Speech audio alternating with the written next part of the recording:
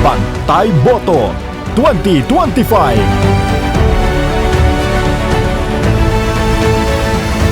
Hindi po pagbabawalan ng COMELEC ang mga pagdodonate ng mga kumakandidato ngayong darating na halalan, lalo pat kaliwat kanan ng mga kapistahan.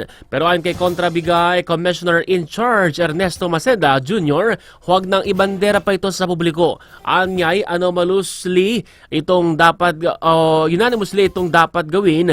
Ibig sabihin walang litrato at pangalan ng kandidato sa mga sobre o raffle na ipamimigay lalo na sa mga tarpaulin. Maaari namang kasuhan election offense na vote buying ang sinumang lalabag dito na maaring mahantong sa diskwalifikasyon.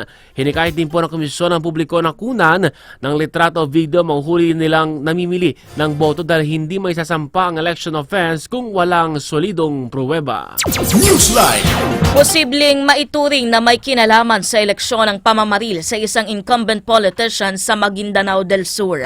Alamin ang kabuuang detalye ng balita kay Miko Agustina. Miko! Iniimbestigahan na ng Commission on Elections kung may tuturing na election-related incident ang naganap na pamamaril kay Datu Piang Maguindanao del Sur Vice Mayor Datu Osmar Samama.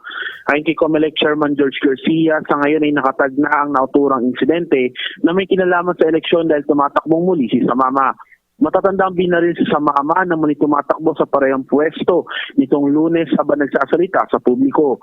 Kasalukuyan nang nagpapagaling si Samama. Samantala, inaasahan na rin ng COMELEC na madaragdagan pa ang bilang ng mga election hotspots sa paglapit ng halalan sa May 12 habang tinitingnan na rin ng poll body kung pwedeng ilagay sa COMELEC control ang mga ito. Nico Agustin, Newsline.